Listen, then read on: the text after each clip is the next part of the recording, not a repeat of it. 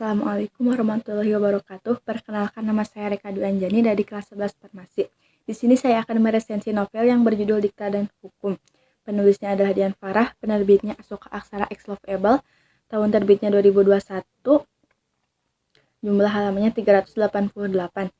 Novel ini menceritakan tentang tokoh Dikta, seorang mahasiswa jurusan hukum yang mempunyai sikap atau karakter rajin, penyayang, dan gagah.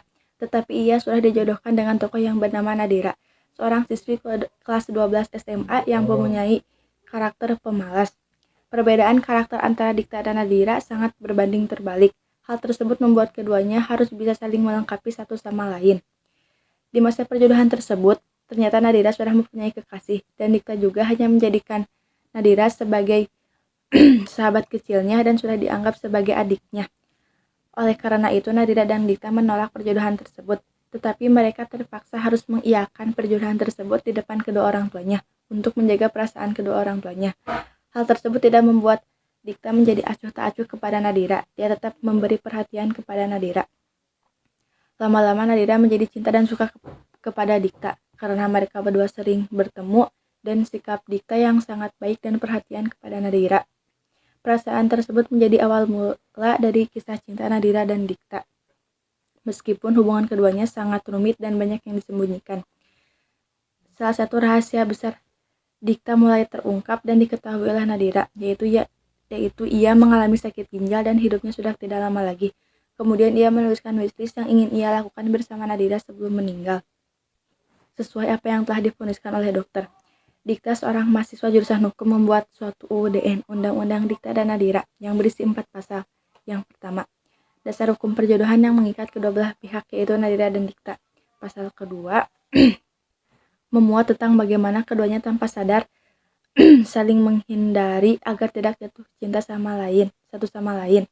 Yang ketiga, menjelaskan tentang kedua belah pihak terhukum dengan jatuh hati yang tidak bisa dihindari lagi. Yang keempat, memuat tentang bagaimana keduanya sebagai seorang kekasih yang saling mencintai dan mengasihi.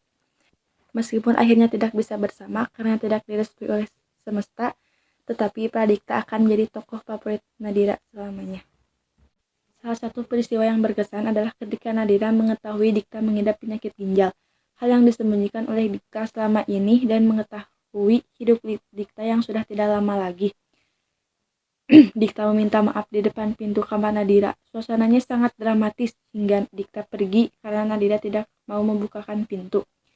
Solusi yang diberikan pengarang adalah suatu quotes, yaitu, sekuat apapun sebuah pasal mengikat suatu hukum, tapi akan ada satu hukum tertinggi, yaitu hukum Tuhan. Satu-satunya yang berkuasa penuh menentukan akhir dari cerita yang Dikta dan Nadira yakini akan abadi. Komentar atau tanggapan saya pada cerita ini adalah, menurut saya cerita ini sangat bagus dan menarik karena mengangkat isu kesehatan yang mungkin sekarang banyak dihiraukan oleh anak-anak muda, seperti kurang air minum putih. Dan menurut saya akhir ceritanya juga sangat jelas sehingga saya paham dan tidak digantung. Kritik terhadap tokoh. Menurut saya penggambaran tokoh Dikta terlalu sempurna, membuat novel terasa berlebihan. Hal yang bisa diteladani. Banyak yang bisa kita teladani dari cerita ini, seperti tokoh Dikta yang tidak mudah menyerah dengan penyakitnya. Kemudian karakter Nadira yang menarik pembaca untuk berubah menjadi lebih baik. Saran saya untuk pembaca. Menurut saya novel ini sangat recommended bagi pembaca yang menyukai genre romance dan tertarik dengan dunia hukum. Sangat cocok sekali dengan pembaca novel ini untuk menambah pengetahuan dan pemahaman mengenai hukum, terutama bagi pembaca yang ingin melanjutkan studi hukum. Karena buku ini tidak hanya menyajikan kisah percintaan, namun juga disisipkan materi pengetahuan dasar yang mengenai hukum yang diedukasi oleh Dikta untuk Nadira dan para pembaca. Sekian dari saya, mohon maaf bila kesalahan dan kekurangannya. Terima kasih.